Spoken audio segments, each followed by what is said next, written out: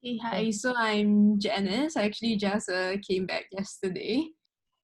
I mean, to see if I can help out. Because one of the things that's reassuring as well is Singapore government has actually called all people who are not, all healthcare professionals who are currently not working in the public hospitals to be on standby.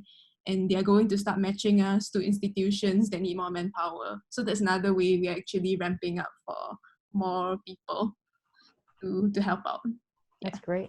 Thank Okay. you. So yeah, I actually got registered at Khoo Hospital. So I went through NUS pharmacy as well. So I would think I'm kind of familiar with medications and stuff. So yeah, feel free to reach out to me. Okay, so yeah, so there are quite a few frequently asked questions that were consolidated. And I think one of the most popular questions was actually what kind of medication should I keep in stock, and um, like how can I prepare in case I have any symptoms. And because the hearsay is that in the Bay Area, sometimes if you only have mild symptoms, you may or may not be tested, and then you may just be asked to self-isolate at home. Okay, so what I've done is I've prepared a few slides to talk about some of these questions. So Jasmine, how should we move forward with this? That'll be great. I think perhaps, I think these are the high level questions that, during our prep and, in some of the previous sessions we've come across. And so we've put them forth for Janice. So maybe we'll go through your deck. And if there are more questions related to that, we'll let the folks on the call here kind of ask you those questions. Yeah? Yeah. Super. Okay. So first thing is I have a few different types of medications I would like to recommend for keeping at home. Yeah. So the first ones are actually mainly your Panadol. So what we call it in Singapore is paracetamol, or the brand name that everybody knows is Panadol. In the US, this is actually called acetaminophen. So it's a Tylenol, which is the famous brand name, but you should be able to get it pretty easily from any pharmacy. I do note that sometimes their stock is not that readily available now, but if you can find it, it would be good to have, or if you have it at home on standby, it's good if you have, and then just follow the dosing according to the box. Yeah, so it can be used for both fever, if you have mild fever as well as pain. Like if you have any body ache or anything, you can take all this. Okay, so one thing to note is that if we go to the next slide, you will see that there's another type of flu medication, which is combination. Sorry, can we go to the next slide? Yes. Okay, so there's another type of medication. So these are called combination flu medication. So I see that this is what's quite popular in the US. This is called the Dayquil and Nyquil. So usually these are combinations where you have multiple medications mixed together in one medication. So it's very convenient to take. Okay, but the main thing to note is that many of these already have Panadol inside. So you must make sure to read the label properly so that you don't double dose on the same medication. Okay, so Panadol is very safe, but in the case of overdose, it can also lead to problems. So you just need to make sure you don't overdose on these things. Okay, yeah. All right. Yeah, okay. So the other set of medications I recommend are actually flu and allergy medications. So things like steroid nasal spray. So for example, Nasonex. So actually, I'm not sure if you can see what I have here. So actually I have my own personal nasal spray as well. I got this at Walgreens. So actually a lot of these nasal sprays, if you consistently spray one puff in each nostril for about once a week, it helps a lot of allergies because currently in California, there's a lot of flowers blooming and a lot of people actually suffering from seasonal allergies as well. So actually this can look a lot like flu-like symptoms and it's very hard to differentiate. So it's actually also good to try to manage it for your own comfort and also for your own comfort and also so that you, hopefully you also know that it's not because of any other thing. Okay, so steroid nasal spray and things like anti-allergy medications. These are more commonly known as your runny nose medications. So we have things like cetirizine, Zyrtec, or the brand name is Zyrtec, also sold in the US, or loratadine, which is Claritin. So I have a few pictures later to show you from Target what they look like. Okay, so with regards to other flu medications, so cough medications, I also know all these are very hard to get in stock now. So things like your cough syrup and lozenges, anything will do. And the other one I want to recommend that many of us may be familiar with is actually pipakal. Mm. Yeah, so pipakal is actually very good for things like dry, itchy throat. You may be able to find it in some Asian supermarkets. My guess is that because not everybody knows that this is actually for sore throat as well, you may be able to find this more easily than some of the cough syrup. Because I checked online now and it seems like cough syrup is not in stock in most places. Yeah. So the only thing is caution if you have family members who are on warfarin, then they cannot take this. But aside from that, it's very safe for most people. And then things like other things that help also things like salt water gargle. But make sure that after you gargle, you spit it out so that you don't consume too much salt. Okay, so the thing is, you need to note that the salt water gargle doesn't kill the virus, but it helps to provide relief for your sore throat, which is why it's still recommended. Okay, and the main thing to note is that with all these medications, don't take alcohol. Yeah. Okay, so I see a question from David. Are pipakal sweets just as effective?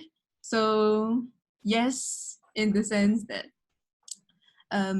yeah, it should be just as effective. It will be pretty much like a lozenges because there will be the menthol as well that will give you the very cold feeling in your throat. That's very nice. Okay, so people with high blood pressure medication can take pipakal as well. Yes, so that one no problem. Yeah.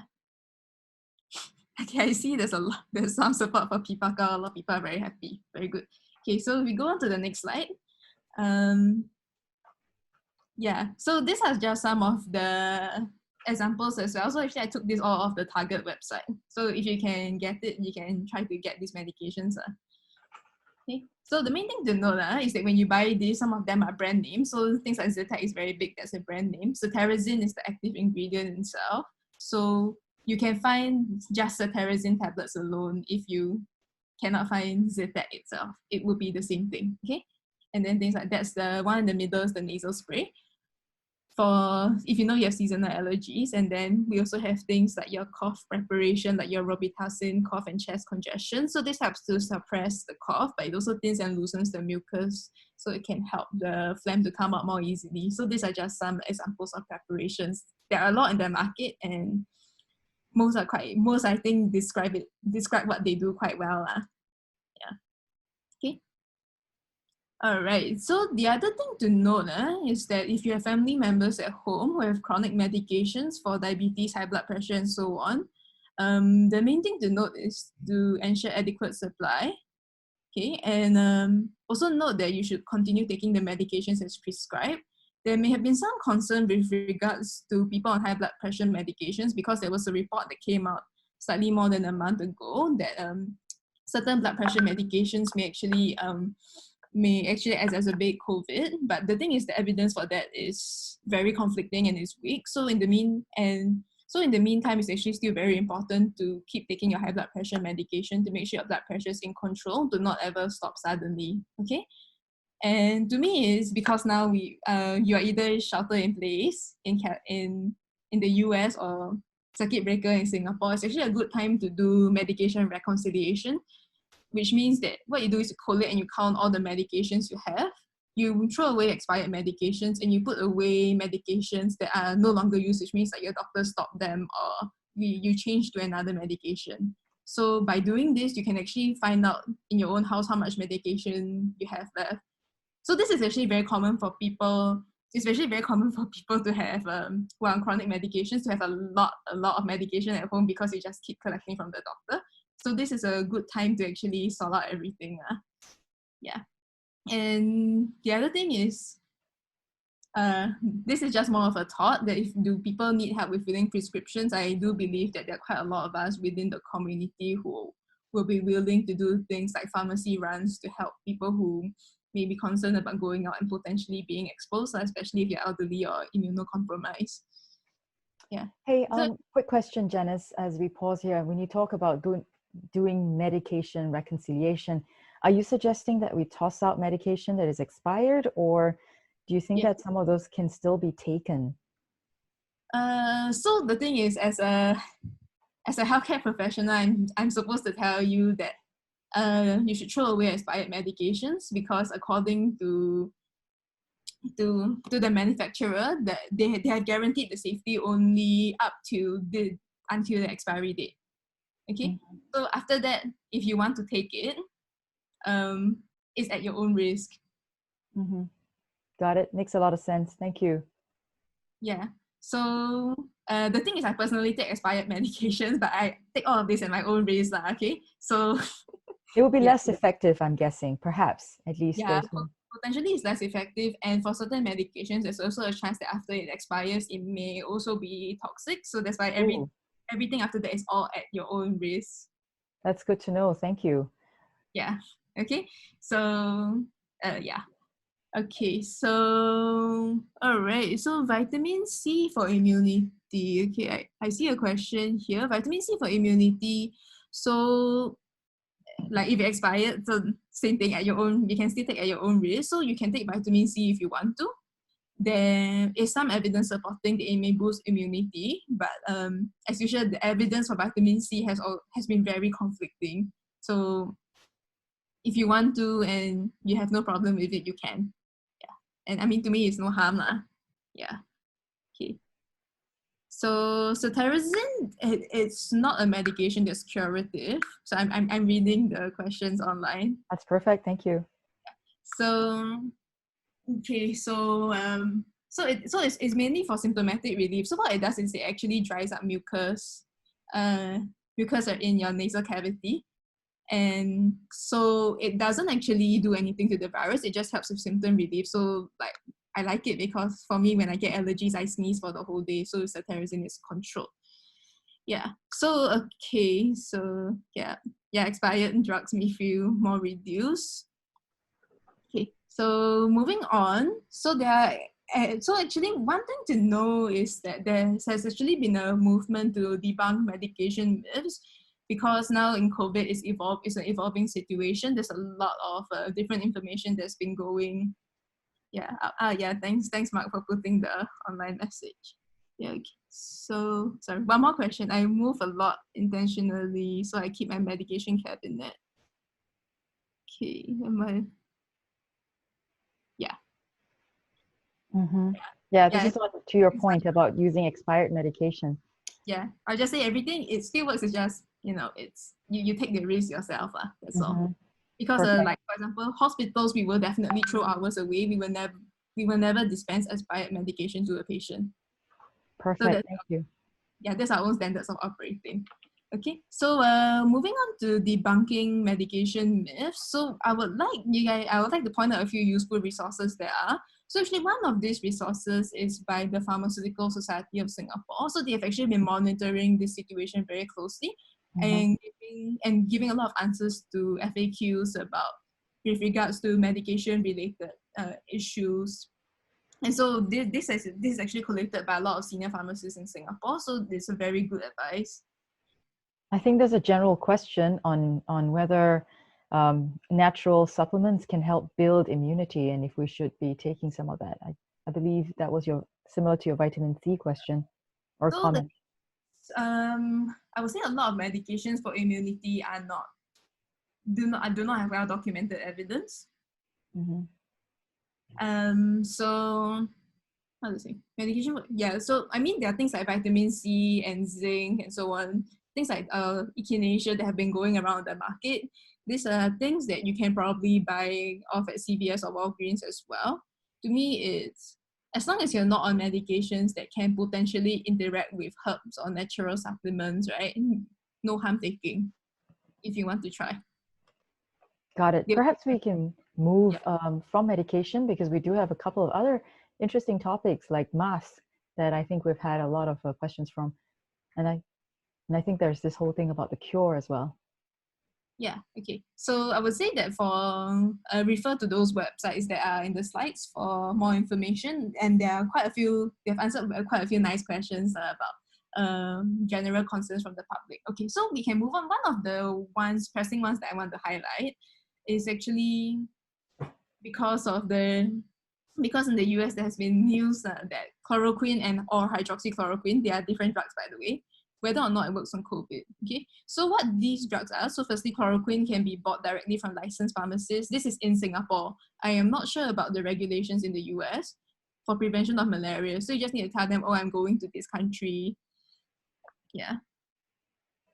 Okay, and then so like I need malaria prevention. So this you can actually buy from pharmacies themselves. Okay, and hydroxychloroquine on the other hand, it's a drug that's very similar in structure to chloroquine, and it's a prescription only medication used for the treatment of medical conditions like lupus or rheumatoid arthritis. Okay, so the thing is, because of a study a long time ago by a particular group that has been studying the SARS virus, they found that in a test tube is actually effective against SARS virus. So when COVID came out, they postulated that it could potentially be useful as well. So this is actually a medication that is at UCSF currently in clinical trial, okay, for effectiveness against COVID, but its actual effectiveness has yet to be established, which is why they need to test it. Okay, so the reason why, right, this is actually a restricted medication is because of certain side effects of this drug that can be very nasty. So some of these that are more pertinent to things like our Chinese Singapore population is things like the risk of hemolysis, which means that if you take this medication, there's a chance that your blood vessels may burst. And if you have a condition called G6PD, which is where your body is missing a particular enzyme that helps to metabolize that does particular processes. Okay, so usually if you have G6PD because whenever you fill out health declaration forms for any activity, you have to state that you have G6PD. Okay, so in particular for Chinese males, they may be at higher risk. And the other thing is there's also a chance of abnormal heart rhythm because it can actually disrupt your heart rhythm, which is why these medications are to be used only under the supervision of a medical professional. Okay, and so if you ever happen to get your hands on this medication somehow, do not ever attempt to self-medicate. Okay, so it may be useful. There are people doing trials. So for this, you have to trust the doctor to help you. Okay? Yeah. Great, good advice. Thank you. Okay, so the other question we had was about COVID testing, like whether or not we can do it ourselves, what does it involve? So there's actually a number of ways that COVID testing can be done. For example, and I think one of the more popular ones that have been coming out, that have been done with a lot of places, is actually the nasopharyngeal swab. And this, so far everybody I've heard who has gone for COVID testing seems to have been doing this. So this is actually quite invasive in the sense that what you're doing is you're taking this long nasal swab and you have to put it all the way through your nose. So it actually ends up somewhere in between your nose and your cheekbone around here. So it's actually quite far in. It's not like digging your nose kind of shallow. If you look at the diagram, right, it's actually going in much further than that. Yeah, so some people have actually said that it feels like tickling your brain, and some people have also said that they actually tear during the procedure because it is that uncomfortable. Wow. So it does require a medical professional to do that and to make sure that they are not damaging the nasal cavity, because this is also a very tender area. So the samples actually need to be collected, need to be tested after collection ASAP for the most accurate test results, which is why as much as possible, you have to do it at a healthcare institution. This is not something you can do as a home-based test. So now, more excitingly, right, if anyone has been following things like NAS Daily, you will find that there's this company in Singapore, that has come up with this new rapid testing that's actually done via a blood test. So next slide. Next slide. Okay, yeah. So this is actually the Biolidics COVID rapid test kit. So this is actually promising, and it's different in the sense that this is actually an antibody test. You're not actually trying to get the virus genetic material itself. So if we look at the table on the right, there's real-time PCR is actually what all the COVID testing, diagnostic testing kits use at the moment, and this is what happens after the nasal swab. Yeah. So that actually is used to confirm the diagnosis. So what the Biolidics test actually helps to do, right, is that it's a diagnostic support tool for point of care detection before the COVID testing results come out. Because COVID testing results may be slow dependent on how long it takes to get to a facility to process the sample and then analyze the sample. So it can be anywhere from 2 hours to 24 hours, dependent on where you are and which facility you go to. On the other hand, this IgM rapid test is actually a lot faster because it works like a pregnancy test kit where you have to draw blood and then you put the drop of blood on this chip they provide, and then it will have 2 lines, like one is for IgG, one is for IgM. So from there, you can tell whether or not you're recently infected or you were infected last time. Okay, but the thing is, it's only 95% accurate. And so this is actually more of a diagnostic support tool for clinicians. It doesn't actually give you, it's actually not used for diagnosing COVID itself. Okay, and the other thing to note is that the blood draw actually still requires a medical professional. This is not a finger prick where you just use a needle, prick your finger and squeeze the blood. This actually comes from your vein, which is why they talk about whole blood. You actually have to have a nurse put the tourniquet and then put in the big needle to get the tube of blood before they test it. Okay, so this is, it still requires you to go somewhere with a healthcare professional, at least a phlebotomist. Okay, yeah, so at the moment, they're not rolling it out for home testing. All right. So that's a good point. So there are no home test kits, as far as you know, that can be administered at home or should be administered at home. Is that the right understanding? Yeah, this is the understanding at the moment. Mm-hmm. Got it. Thank you. Yeah. Okay. Please, as we move on to the section on mask, does anybody have any questions about testing, COVID testing? I don't see any questions popping up, so let's move on to mask. Great. Thank you, Janice. That was super helpful. No problem. Okay, so types of masks. So I think there's been a lot of confusion as to what's a good mask, what's a bad mask, and so on. So there are a few types of, I would just talk about the three main types. I mean, there are other types, those that look like the duck bill and so on, but I won't be talking about those today. So the first one is the cloth mask. So now I know Singapore government has given out cloth masks to every citizen. And in the US, there are quite a few counties in North California who have also mandated that you have to go out with a mask now. Okay, so a lot of these cloth masks are actually effective to some extent. So they actually do have 20 to 50% particulate filtration efficiency, which is how manufacturers measure how much a mask can filter. Okay, so these do not protect against the virus. The pore size is usually quite big. So actually, probably bacteria and virus you can get through. But what it helps to do is to prevent the spread of virus. So this is my personal opinion on it, that when you wear a mask and you sneeze, the aerosol from the mucus actually travels much less compared to if you sneeze without a mask, which is why sneeze or cough without a mask, which is why this is very useful to help to prevent community transmission. Okay, so the other one that we have is actually the surgical mask. Okay, so I would recommend this for people who actually show symptoms themselves, because this actually has a much higher particulate filtration efficiency. Okay, and so this will be useful for people who are sick or who need to visit or who are high risk. So they should wear surgical masks. This is also what SIA will give you on the plane. Okay, and then the last one is N95 mask. So this has over 95% particulate filtration efficiency. Okay, and so N95 mask is what all our frontline healthcare workers are using. And this is particularly important for them because a lot of them are coming in close contact with a lot of COVID patients. So this is what actually protects them the best. Okay, so, okay, I see that there's a few questions about masks online. Okay, so first one, are there better cloth fabrics than others if one is self-sewing a mask? Okay, so this is one I'm not sure, and I don't think that there's good evidence on it yet, because cloth masks have always been more used to block dust and bigger particulates.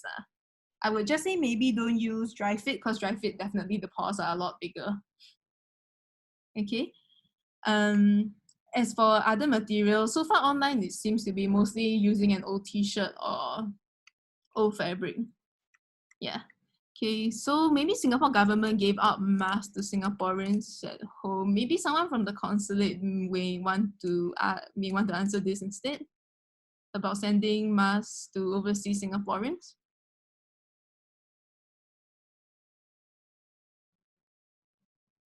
Hello everyone. So David here. I replied on the chat group. At the moment, we have not heard of any information that the Singapore government is sending cloth masks overseas. But we are checking, and if there's any news, we'll let everyone know.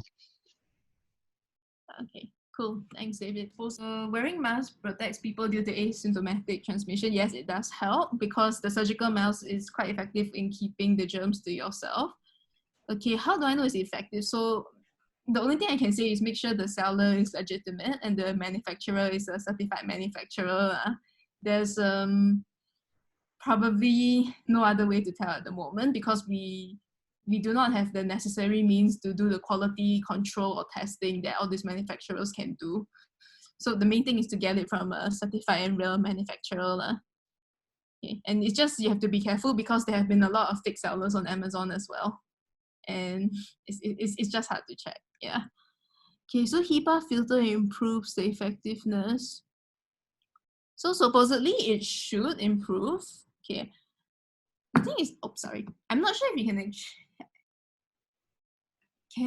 Yeah, I'm not sure if you can actually get a HEPA filter itself, but yeah.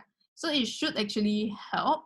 It may improve the efficiency, but to what extent does it help? Again, it's not being well studied, but I would like to think it does. Yeah.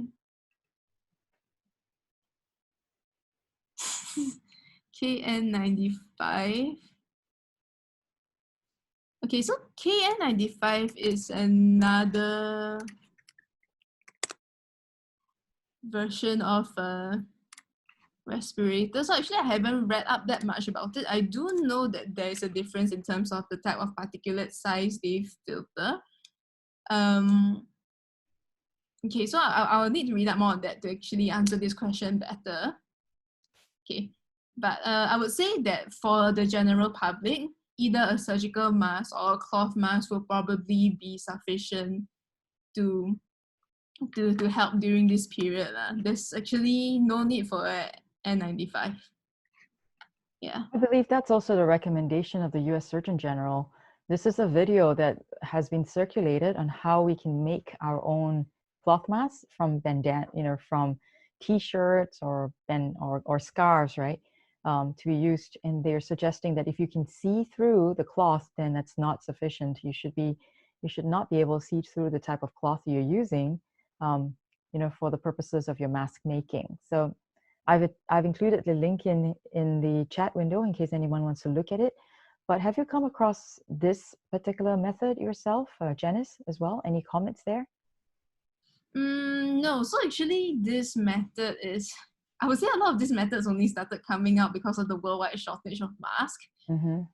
So I would say that is the best that can be done in light of the fact that it may be difficult to get masks or it can actually be very expensive to even buy surgical masks now. Because when I was still in San Francisco, I saw Asian supermarkets selling 50, like the one box of 50 surgical masks for like $43, which to me is crazy expensive. So probably the cloth mask is the most, I would say, practical and sustainable way to actually get everyone to help slow community spread. And the reason why this recommendation came about is probably because in countries like Taiwan and Hong Kong, they have always had the culture of wearing masks. And it seems like these places actually do have lower community spread. Yeah. Mm-hmm. Got it. And I think one of the important points that you're about to raise, if I just may move to the next topic here, next slide here, is how to wear a mask. In addition to what type of mask, it's also as important to understand how we should wear a mask, as you've indicated here. Can you walk us through it, Janice? Okay, so actually I got this from the MOH website. Okay, so wearing a mask properly is very important. All right, so a few things to make sure. I actually have one from my flight. Okay, but this slide should work sufficiently. Okay, so most of the time the mask we have is actually, there's two sides. There's the blue side, which is the outside. Mm-hmm. Okay, and then for those of you, just give me a moment. For those of you who are not watching Janice on your video, you should tune into the camera side because she's actually showing us how she's wearing the mask. Yeah. All right. Thanks, Janice. Yeah, no problem. Okay, so there's two sides, and then when you look at the side facing you, right, you should actually see that the pockets are pointing upwards, which means that there's a fold that's going down. Or if you look at it from the outside, you should actually see that the fold goes down this way. That's how you know your mask is upright. Okay, the easier way is to just feel for where the metal wire is So the metal wire should be at the top because this is what you cap the, the mask to on your nose. Okay, so the main thing is when you wear a mask, you should cover your mouth, nose, and your chin, okay? So when you wear a mask, you will actually feel more uncomfortable. Breathing will be slightly harder, okay? But that means the mask actually works. So when you wear it, you should hold it mainly by the strap. You put it around your mouth this way, okay? So what you do is that you will pull down at the chin here, and then you will adjust the metal band, okay, over your nose. All right, so when you breathe, you should try to breathe, and you should find that the air should be coming out through the mask and coming in through the mask. It shouldn't actually be escaping from the side. Okay? Yeah, so this is how you wear a mask. Okay, and when you take it off, also take it off only by the straps itself. Don't take it off by touching the front, because otherwise you have just spoiled the purpose of the mask, because the outside of the mask is actually where everything you have filtered out lies. Okay, so that's why you take it out this way. So now if you want to reuse the mask, you should keep it in a Ziploc bag or something else where you can keep it clean. Okay, so that's how I save my SIA mask from the flight. All right, that's good advice. Thank you. It's good to see that in action. So one of the other things to note, right, is that mask effectiveness for all masks will decrease over time. Okay, aside from the cloth mask, which you can rewash. And so the reason for this is because masks actually have pores that allow air to go in and out, and these pores, dependent on the size, also help to filter things. But the thing is, all our breath is moist. There will always be some water content when we breathe. Okay, so the pore size actually increases when the mask gets wet, which is why the efficacy of a mask reduces over time. Which is why pre-pandemic period, we always change masks. So firstly, is for infection control, so that we don't bring germs from one patient to another. And secondly, is also so that the mask is always maintained in tip-top condition. Okay, but now because there's a shortage, that's why we are talking about reusing masks. Okay, so before that, there's a comment by Sabrina about my glasses fog up with a mask. Any tips? So, I mean, to me, my glasses also fog up when I wear a mask, but to me, it's more about adjusting the nose bridge. So the thing is, my glasses only fog up, right, when I breathe very, very hard, and then the air comes out through the top instead, which it shouldn't be the case. By right, air should always be going through the mask and not through the sides of the mask. Okay, so you should so maybe what you can do is try to adjust the nose bridge such that you actually have a nice seal over your nose. Because I realize a lot of people wear masks, they actually don't press down the nose bridge. So actually that renders the mask ineffective. So, or the other thing I've actually tried, like on my flight, right, is that I actually wore a cloth mask first, then I put my surgical mask over.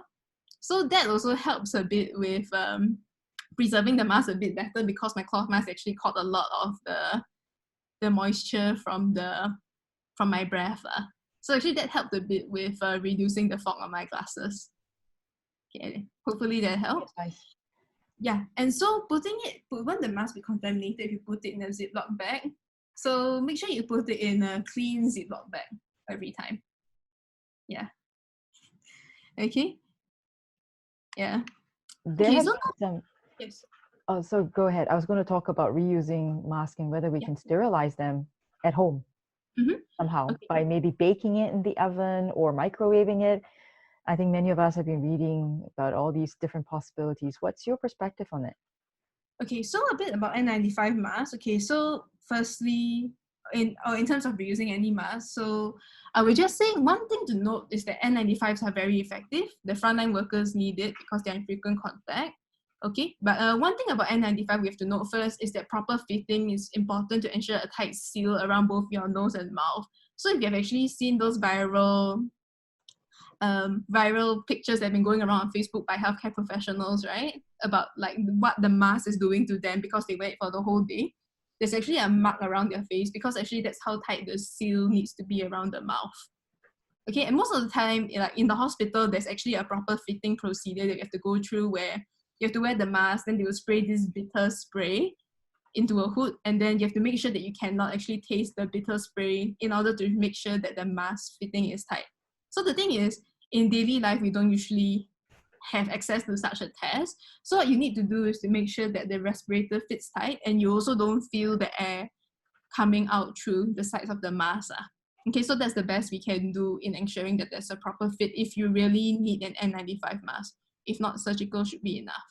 Okay, so when reusing mask, okay, unfortunately in such a scenario we have to reuse. All masks reduce in effectiveness over time. Okay, so there have been a lot of methods that have been tried. I've been seeing things like UV light, or FDA has also tried hydrogen peroxide, high heat treatment, and other things. Okay, so all this, when I checked 3M, which is the main manufacturer of N95 in the US, it states that current methods of sterilization, which is a lot of these that people have asked, they actually do not meet their QC standards, which are things like the filtration efficiency, as well as whether or not there's a leak from chemicals. So the chemicals are actually on the mask itself, which can help with things like waterproofing and also a bit of the air filtration process. Okay, so but the thing is, they actually did admit as well that the CDC in the US and other governmental agencies around the world have been coming out with reuse guidelines for short supply. And when I read through all these guidelines, the main few things I've gotten is that if you reuse the mask, okay, firstly ensure that the mask is not wet or damaged. Okay, which means that don't put which means that don't ever try to wash your mask with water. And also, like, if you have any spills or it feels like the mask doesn't feel like it used to be, like it feels grimy or dirty or damaged, don't use it. And make sure, as always, handle only the straps, avoid touching the outside of the mask. Yeah. Okay, so at the moment, things like baking or UV light and so on, I would say at the moment it's still all experimental, and like I said, it's more try at your own risk at the moment, because this is all evolving. These are all actually still very new to us. This is actually an unprecedented situation where we have a short supply of masks. Yeah. Got it. Perhaps if we move on to some of the other topics you have here, given we have 5 minutes of the core session here. I don't know if you're able to stay a little longer, but then I think your next topic is hand washing. And I know you have a couple more other areas of advice as well. So let's perhaps zip right through these. Okay, Thanks, so Janice. yeah, hand washing, I think this is quite standard. This is from MOH. So just make sure that you actually follow this accordingly with that 20-second rule. So if you follow this, right, you'll definitely hit 20 seconds or more when you wash your hand. So what you do is you lather up with soap. Make sure you do the palm to palm, between the fingers, back of hands, and so on. So what this does is not because you want to be meow, but it's because it covers the whole palm. Because most of the time people only wash palm to palm, right? You only cover one surface of the palm. You need to make sure the whole hand is covered. So this is very easy to find online, and it's been circulating around on Facebook for quite a while. So I think this one is easy information to get. Okay, so no questions about hand washing, right? Yeah. Okay. So the other question that I thought would be interesting to talk about is hand sanitizers versus hand washing.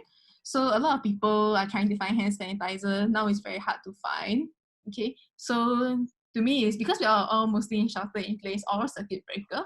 So the thing is, staying at home, hand washing with soap and water, make sure you follow the 7 steps of hand washing rule. It should be sufficient. Okay. So where hand sanitizer is useful, it's actually in a place where soap and water is not available. Like for example, if you needed to go grocery shopping or you need to go to a pharmacy, okay, and you've touched some things and then you want to make sure to sanitize your hands before you do anything else. So that's where hand sanitizers are useful. So both are equally effective, but 7 steps the hand washing also applies with hand sanitizer, so you cover the whole hand. Okay. Otherwise, sometimes you just squeeze a bit, then you rub a bit. It may not cover everything. Okay. So the main thing to know about hand sanitizer as well is you need at least 60% alcohol content. Okay, so if we move on to the next slide, I think I have a bit more to touch on hand sanitizer. Can we use vodka for hand sanitizing? If the vodka is above 60% alcohol content, if it's above 60%, yes, you can. Okay, but in terms of whether or not it's worth the cost is another question. Okay, I mean, the thing is yes. Okay, so the thing to make sure, right, alcohol should either be ethanol or isopropyl alcohol. Okay, so this is actually worth noting. There have actually been a few cases where people have been trying to buy methanol, which is another alcohol, okay, which can be absorbed through skin and is highly toxic. So just make sure you either use ethanol or isopropyl alcohol. Do not use methanol. Okay, so I mean, Yeah, if you want to use vodka, you can as well. Yeah, as long as the alcohol content is high enough. Okay, just one thing to note, right, is that a lot of hand sanitizers also contain other moisturizing agents like aloe vera or things like that. And the reason why it's because using pure alcohol alone can be very drying. Okay, so that's something to make sure of. Mhm. Because And it'll I make think a there's a cautionary note about doing any cooking or any being Mhm. close to any sort of flame, Yeah. because the alcohol content might actually create some kind of fuel for the fire. Yeah, so I mean, when you're cooking, it's easier to wash your hands with soap and water because, especially when you have open flame, alcohol is very flammable. Okay, so you also don't want your hands to catch fire. Mm-hmm. And I would think that you also don't want hand sanitizer dripping over your food. So actually, soap and water is the best for cooking. Yeah. Great, thank you. Okay. So safety tips for flying back. Okay, so what I read online, so this is actually from the WHO's travel advisory. So it's actually good to know that about 50% of airplanes actually recirculate their air, but a lot of these air is actually filtered through a HEPA filter. So it actually helps to prevent the spread of germs on flight. So actually where you get infection from during a plane flight is actually due to passengers who are seated around you, and you can get the infection from people who cough or sneeze or who touch a chair and then you touch the same chair, and then that's how you get the virus. So and having that risk of this, and then also things like SIA mandating that everyone wear a mask, it actually helps to reduce the transmission because things like joy droplets or that will be caught by the mask. Mm-hmm. Okay, and Great. I mean as well, if you to be cautious, also have a small bottle of hand sanitizer. Make sure it's within the volume so that it doesn't get confiscated by hand sanitizer. Oh, okay, that's good to know. Yeah. Yeah, I mean that would be good to check out if you want to bring more. You can bring multiple small bottles so that will get through. Okay, and just make sure don't touch your face. So actually one interesting thing to note, right, is that if you go via the SIA route, you may actually see tailor, and you may see people wearing hazmat suits. Okay, these people are actually passengers. I've been seeing people wearing hazmat suits and goggles, and then I felt very underprepared. Okay, but as to whether or not this works well, I have no idea.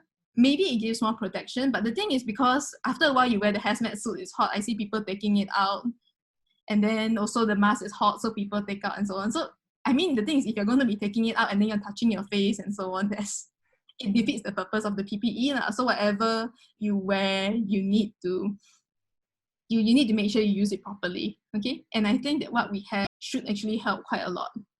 Yeah. So I mean, don't be freaked out like I was. Okay. Yeah. Good advice. So another thing is on your flight, just to make sure, actually comes from people do all sorts of funny things on the plane now. Yeah, so actually so actually I managed to dig out the study where this study did the paper where this study came from. So it's actually not a very scientifically rigorous paper. So actually what they show is actually this one figure only, where they show the regions where there is universal BCG vaccination versus where there is coronavirus. And they said that because there is this correlation, there's a potential that BCG may help against COVID. So there is also some biological evidence that maybe BCG vaccine may help, okay? But the thing is, the evidence at the moment is still very weak. There are also people trying to do trials as well, but it doesn't account for many confounding factors, such as accessibility to healthcare, population density, and so on, which are actually all factors that have been affecting the rates of infection as well. Okay, so this is merely a correlation. There is no strong link yet. Okay. Mm-hmm. That's good, thank you. Okay, so with regards to healthcare in the US, I do understand that, so firstly, right, make sure that you are properly covered for US healthcare insurance. Okay, and the reason why is because COVID testing is very, very expensive in the US. Okay, you might end up paying a few $1,000s out of pocket if you don't have insurance and you gonna, okay? So there are a few things I found online that are really helpful. So if you are in the Bay Area, UCSF actually has a COVID hotline if you are experiencing symptoms. Okay, so you can actually call this hotline. The link is there. And then you can try, and then the nurse will instruct you further on what to do. Okay, and some of the heartening things as well is that it seems like, at least for UCSF, the situation seems to be under control. They have actually just ramped up testing, so now they're also collaborating with the Chan Zuckerberg Biohub, so they can actually process up to about 2,000 diagnostic tests a day. And yeah, and they're also helping other hospitals to test for COVID as well. So there should be tests. And also today I just saw their news that they have actually sent over 20 healthcare workers to New York to help with the COVID treatment there. So it seems like UCSF is operating well within capacity. The hospital is not being overwhelmed. Okay, and so the other thing, yeah. Go ahead. So the other thing that's useful is UCSF also has a symptom checker, but you need to log in as a patient to do it. So the other symptom checker that's available is our own Singapore government's symptom checker, which you can click the link here. And then we can just check through the list to see if you have COVID symptoms or not. So I think that should help give us some peace of mind as to like what we are experiencing. And then hopefully this can help us with seeking healthcare. And then if anyone else has other experiences like with Stanford or other healthcare systems, I think feel free to share as well, because I do not work as a healthcare professional in the US. I'm actually a student in the US, so I don't know much about this. Another thing I want to reiterate as well is please note that Janice is sharing this information out of her own personal capacity. So I reached out to her actually last week, and she was very kind to say that she thinks that this is something that's very useful for Singaporeans to know as well, and hence she's doing it out of goodwill. So I hope that for all the advice that she had provided earlier, please be mindful that everyone here has a different medical needs and medical issues. So please check with your healthcare professional before you take any of the medication, especially if you have certain allergies to certain medication and so on and so forth. Yeah, that's it for me. It's great advice. Thank you. Janice, any parting words from you? And thanks again for being here on today's call. Thank you for having me, and stay healthy and stay safe. Yeah. Okay, all right.